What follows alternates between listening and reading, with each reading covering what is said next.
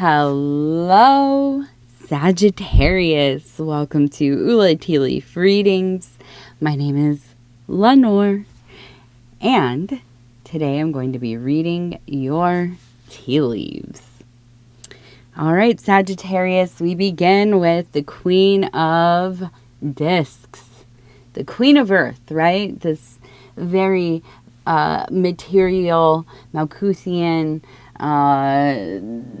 in consensus reality kind of archetype, right? She is the builder. She is the destroyer. She is, at times, the dark mother. But most of all, she is the nest, the home, the womb. And so, and I'm floating off here. I'm musing.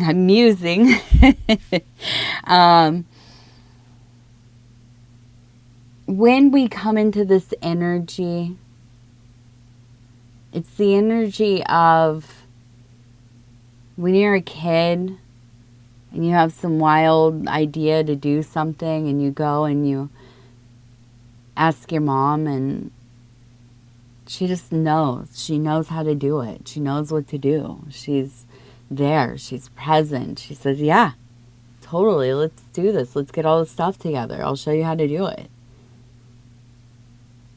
That's the energy of the Earth Mother. So let's go ahead. We're going to see how does all this earthy energy translate into our tea leaves. And I want to say thank you for clicking on the reading, the video, the link. I'm always so happy to be here with you. And I hope you're doing well. I know these months, high summer in the southern hemisphere, and cold winter is upon us. The solstice is in a few days from now. I'm doing this reading on, let's see, I think it's December 13th, 2025. But it's a timeless reading. It's applicable when you watch it. Okay. But the solstice is upon us, and we're going into those dark months, or maybe the really bright months in the summer in the south. And it feels intense. It's also going to be the new moon on the solstice, and so the energy is just really heavy. And I myself am preparing to close off an operation pretty soon here, one that I've been doing for almost a decade. It's been quite a few years. Yeah, so here we go. It's a brave new world, baby. Let's see what these tea leaves are going to tell us. Okay, so we have the house up here. Okay, we have the house, we have a snake, we have a person kind of hanging out up here. We have, interestingly, it looks like we have a skunk right here. You can see the tail. Here's the head. Now we have a person over here standing behind the skunk. And I have to say, this almost makes me feel, and I hope I'm wrong, but it almost kind of makes me feel like you had a situation, and I think this would be in the past, I'm pretty sure, hopefully not in the future, where it's almost like your spouse, your significant other, your ex-spouse, somebody close to you. I mean, it could even be a family member, really, depending on how close and bonded you are. But they do something, or they've done something to really tarnish their name. Which, listen, we live in a world now where I don't know what that even means anymore. I don't know if reputation is even important to most people. Maybe, I don't know. But I do feel like, we still, as a collective have some tendency to lean towards, I don't know, morality, being a good, member of the collective, or at least being a decent to some degree, right? Fair, hopefully kind at times. But generally I don't know. I feel like we live in a pretty cynical time. I'm just going to say it. And disconnected. I think a lot of it is the disconnection, right? And I feel like there's just been somebody in your life who did something that, and this is where the skunk comes in, because if you've ever smelled a skunk, oh my goodness, that thing is strong. But if you get sprayed by a skunk, which I thankfully have not, I will tell you, right before it got into fall, it was it was maybe early fall. I was out at the garden. And then I went to go sit and get some, a little bit of sun on my face and stuff. I am a firm believer in, the circadian rhythm and making sure you get a little bit of sun so you can sleep well, be well. And I smelled a skunk in the air. And I'll tell you, I have not grabbed my little satchel and ran faster ever. I was not about to get caught out by some skunk that was hanging around. And I know there are skunk in the woods and stuff around here. So, it sticks on you for days. I think my acquired father told me that when he was a kid, he was sprayed by a skunk, which I do remember for sure he was. But I think he told me that he had to bathe in tomato sauce or tomato soup, one of the two, for days. Had to get in there constantly. So it is a feeling of being pulled in and tied to something that this person did. And I feel like it is a great shame for you. I'm sorry, I'm sorry that that's even a thing that you would have to take on. But I feel that there's just this sense of really having your life affected by something that somebody else did that you really had no idea about. And I really do. I feel like it's not like, oh, you're so naive. You didn't even. No, it's like you were busy. You were trying to keep a household and a family together, and you didn't have time. I mean, I'm sure somebody will argue. We all have enough time. Listen, when you're in the thick of it, sometimes you just literally don't have time. You just don't notice things, or you might notice something, but it's like you're so tired or whatever that you just kind of, oh, they must be not whatever, they're busy working, whatever it is, you know what I mean? Things happen, okay? So this feels like a huge betrayal. I mean, of course, but it is something that is lasting. And this is why I feel like it must have already happened, because I feel like you are still trying to get the stink off of you. Now, I don't know that the world feels like you smell like a skunk. I'm sorry. I'm not trying to say you're stinky. But you might feel like people have made more of it than they really have. Now, I'm not saying that you didn't get any kind of trouble from it, or maybe even lost some friends or whatever it was. But I feel like you are getting to a point where you're going to be able to kind of shed this. Let it go. Now, the household really, it does feel like it was affected. Okay. I see also we have a person kind of like standing here and another person almost kind of on their knees. It feels like there's a sense of begging, you know, of trying to make things better, fix it, whatever, you know. With the snake in the house, I feel like for you, you're not having any of it. In fact, I feel like you're just kind of almost like in that place where it's like, I just am off of people in general.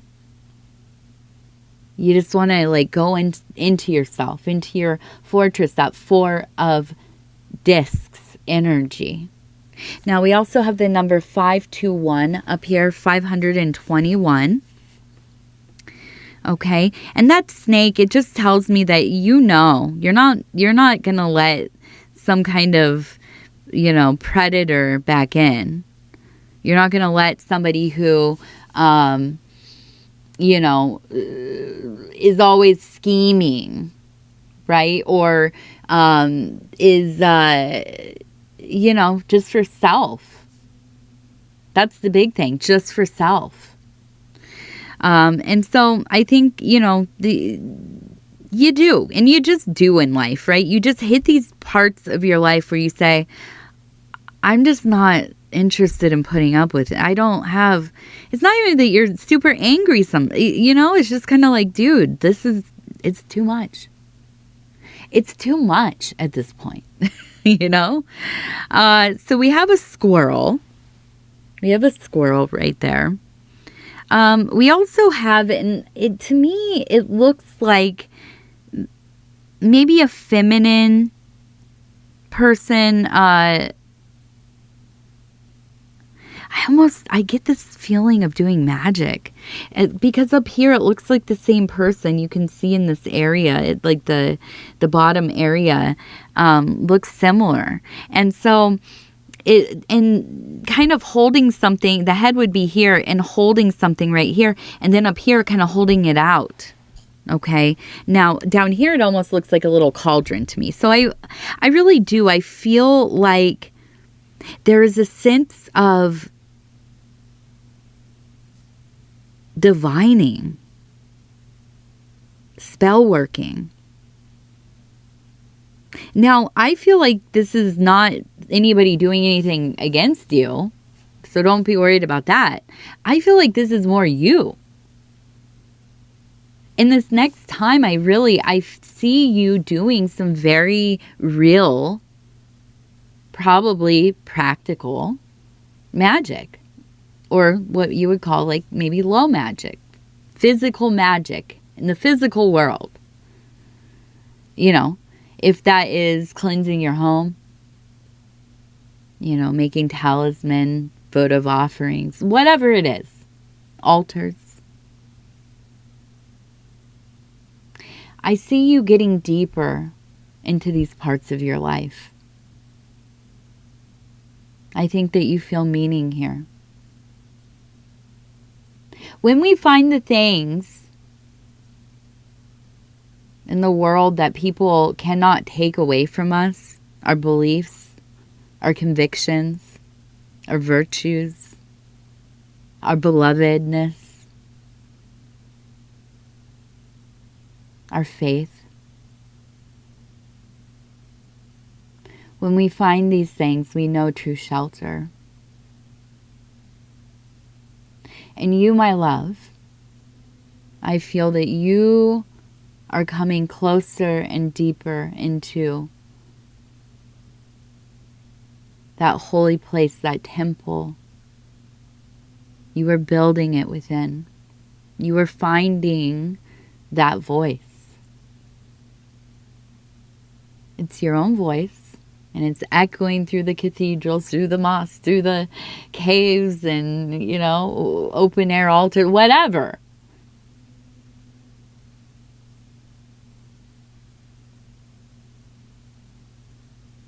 And I just feel like a smile on your face. I do. And I feel you getting into that dance. That feeling good, throwing your hair back, laughing, enchanting, being enchanted, enchanting yourself. All of the things. So I feel like this is going to be a time for you. It's going to be a beautiful time. And we also have the skull and crossbones down here. We have that squirrel. I think I talked about the squirrel. So the squirrel is all about saving, right? Resources. So I do feel like part of this is also that you are saving money. So whatever you've been doing before, if it's like, doom scrolling on, some whatever where you're buying stuff, it seems like you're being a little more mindful about where you're putting your money. Hopefully to the advertisers here on YouTube. Whatever they are. And so in this time, I see you saving money because you're doing what is often free, right? Because spiritual work, magic does not rely on us going and buying a bunch of stuff. If you saw some of the magic instruments that I have, where I do magic, you would think this is like, like somebody's like abandoned campsite or something, right? Like it's just very rustic, whatever you can find that works. You have to make things, whatever. You don't need money to do magic. It helps, no doubt. I'm not going to lie about that. It helps, but you don't need it. So I feel that there is something ending here. It's not a death, not in the way that you might think, not somebody passing away. But I feel like this is a final departure from something old. It feels like maybe it was the belief system you grew up with. You're finally, it might have been oppressive or maybe just wasn't for you, or, something happened within it that really hurt you or you just didn't agree with. But I feel there's a lot of pushing away from it. And I feel like in this time, and you finding your own way, you're letting go of all of that. At least as much as you need to, as much as you can. And I think this is important. This is powerful. And I think it does. It lends to, and we see right here, standing upon the pyramid, hand up here, looks like a person standing up here casting magic. This one's casting magic. To me, it's so much about coming into this power that you've always had. And one that maybe you were made to feel shameful for. Your imagination, your ability to storytell, your creativity, your openness, your cognitive dissonance, your unwillingness to align yourself to any one thing. Right? So many behavioral problems, boredom, being hyper intellectual, but also having a belief in the unknown, the mystery, the superstitious, high strangeness, God forbid, magic. And not being able to really exist in any of those worlds because the science is the science, the magic is the magic. But the greatest workers, the greatest practitioners are those who synthesize, right? The spheres in their many forms. And so, what has possibly othered you in the past is going to be your greatest asset. And it's beautiful. And we need more. We need more practitioners. We need more prayers. We need more that are devoted to their work. The collective needs you. It needs me. It needs all of us. As many of us as it can get. Right? Activate. And so here we are. Sagittarius, my love.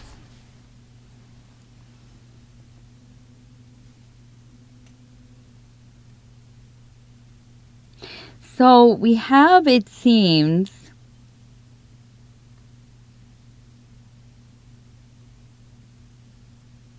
a calling for some amount of money that has to do with the number 8. And we have the name, it could be Rick.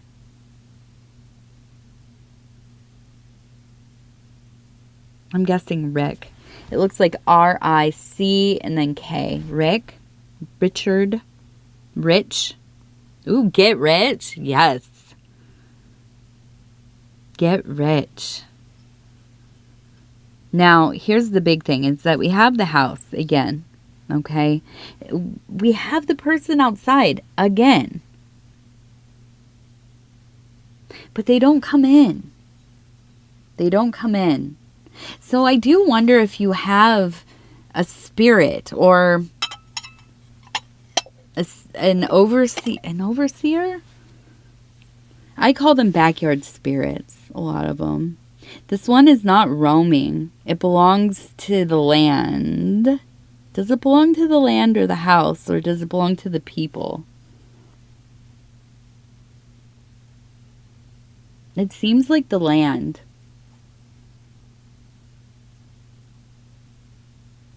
It feels like it's also maybe related to a spring, some kind of underground water source, maybe under your property or where you live. I think this is why it's so potent. Anyways, you have something out there. It watches over the land there. When you have you have entities or beings that oversee the land, and there are lots of them. Of course, I'm an animist, so I believe in consciousness in all things. You know. Oh, that reminds me of something I read last night. What was it? Disassemble their molecules, right? Deconstruct your molecules. I was like, that's the ultimate burn, dude. I want to deconstruct your molecules. Anyways, an animist, which is, yeah, consciousness in all things, on all levels. So, and within, you know, on different levels, different organized,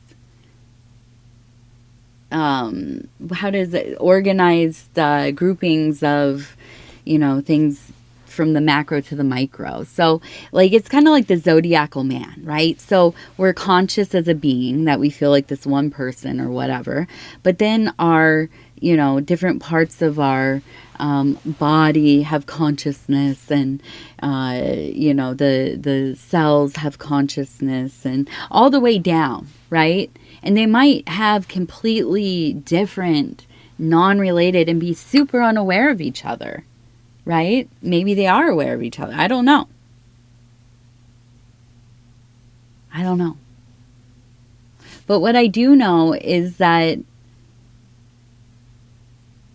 there is a sense of, and let me get back to the watcher here. I forget what I was even going towards. I need to hurry up. I got to go get ready for live stream. But yeah, the watcher, it feels like, here's the thing. When you have spirits that are elemental on the land, they're there for the land, not for you. So I'm a firm believer that on all levels, where we can, we must honor not only just the environment, right? But all the things that dwell within it, seen, unseen, in as much a way as we really truly can. And how do we do that? We listen to ourselves. We know when we're doing something that this is just quicker. It'll be easier if I just do it this way. You know, take a shortcut. And we know when we dishonor the land doing that. We know when we dishonor the beings that we dwell beside doing these kinds of things. And so, you know, we have to make a call. Is it worth it or is it? The more that we can be in line with what is better for the greater whole,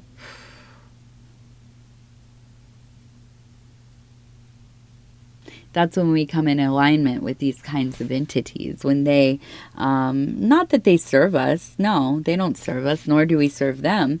But we live alongside each other, and maybe we can be happy neighbors. You know what I'm saying? So, anyways, let's go ahead. 35. Let's see. 90. 32. All right. Well, Sagittarius, I gotta skedat, and I love you, and you're the best, and I hope that you are well, and check out one of my live streams if you can. All right. I love you. I love you. I love you. We'll talk soon. Like, subscribe, leave a comment.